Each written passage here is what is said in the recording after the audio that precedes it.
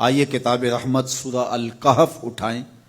اللہ تعالیٰ نے ایک واقعہ بیان کیا ہے حضرت موسیٰ اور حضرت خضر علیہ السلام کا، کہ حضرت موسیٰ علیہ السلام عزم مصمم کر کے جب چلے تو اللہ فرماتا ہے کہ ہم نے حضرت موسیٰ علیہ السلام کو جس بندے کی نشانی بتائی تھی وہ بندہ ان کو وہاں مل گیا۔ سفید چادر اوڑے حضرت خضر علیہ السلام وہاں لیٹے ہوئے تھے، تو یہ جا کے ان کے پاس کھڑے ہو گئے کہ حضرت میں آپ کی خدمت میں اس لیے آیا ہوں کہ اللہ نے آپ کو جو خصوصی علم عطا کیے ہیں میں ان کو سیکھنے کی غرض سے آپ کی چوکھٹ پہ آیا ہوں۔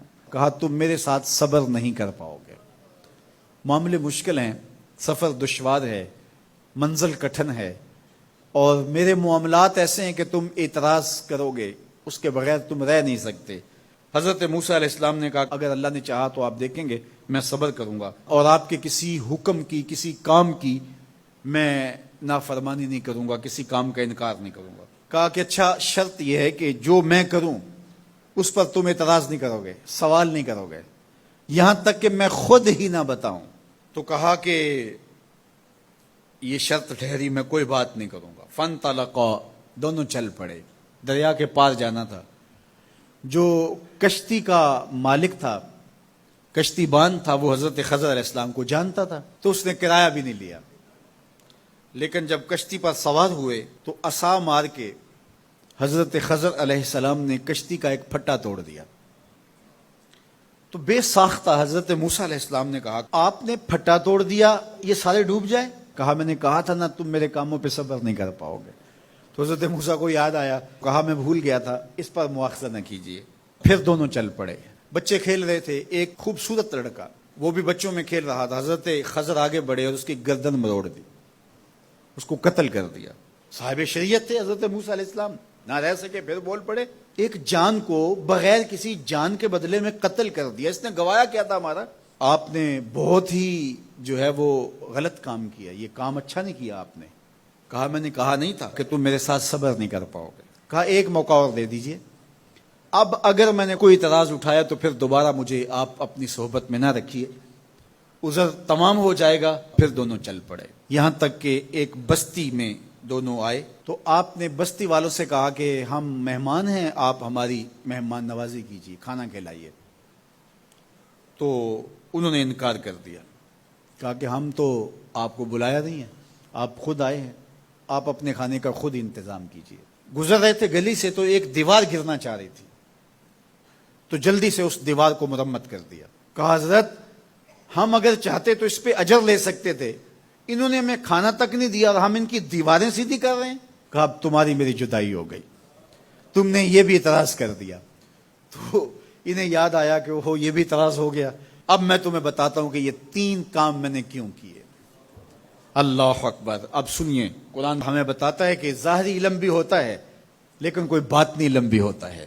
کہا وہ پہلی بات کشتی والی سنو، یہ 2 مسکین بچوں کی کشتی تھی، ان کے گھر کا چولہا اس کی کمائی سے جلتا تھا۔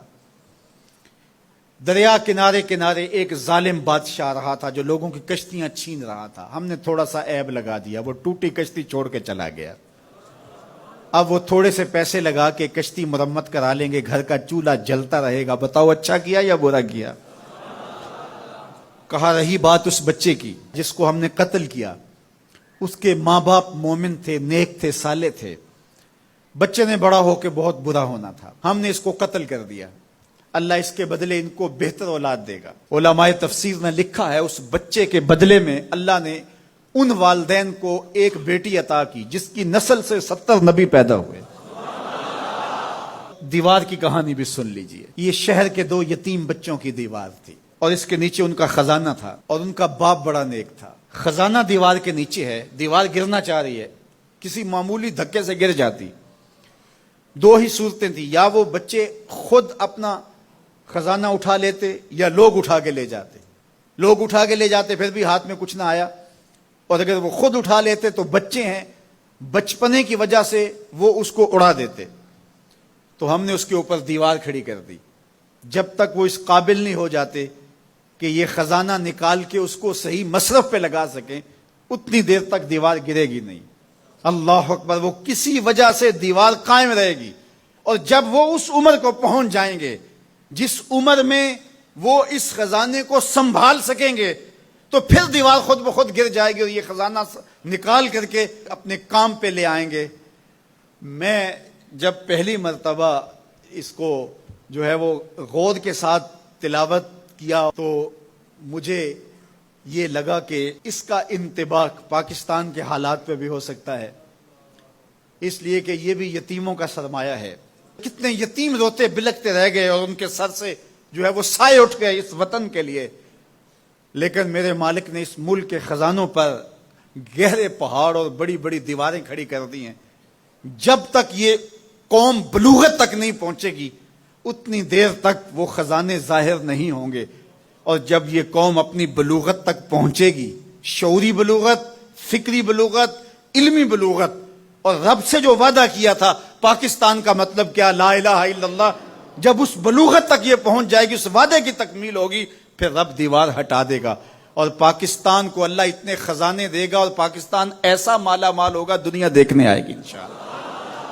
اس لیے رب نے دیواریں بنا کے رکھی۔ تمہارا باپ معین الدین چشتی بڑا نیک تھا، تمہارا باپ داتا گنج بخش علی حجویری بڑا نیک تھا، تمہارا باپ حضرت مجدد الف ثانی بڑا نیک تھا، ان کی وجہ سے میں دیواریں کھڑی کر رہا ہوں اور مضبوط حصار لگا رہا ہوں تمہارے خزانوں پر، اور وہ وقت آئے گا جب تم بلوغت کی عمر کو پہنچو گے دیواریں ہٹ جائے گی اور تمہارا وطن زمانے پہ مہکتے پھول کی طرح اور چمکتے ستاروں کی طرح اور روشن آفتاب کی طرح چمکتا اور مہکتا دکھائی دے گا، اور زمانہ پاکستان دیکھنے آئے گا، پاکستان دنیا کی قیادت کرے گا انشاءاللہ۔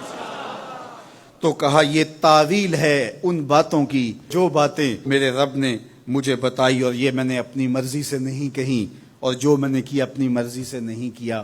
تو یہ باطنی باتیں ہیں، شاید یہ باطنی باتوں کے جوش میں یہ بات بھی میں کر گیا۔ وہ کیا کسی نے کہا تھا کہ بھری محفل میں ایک راز کی بات کہہ دی، بڑا بے ادب ہوں سزا چاہتا ہوں۔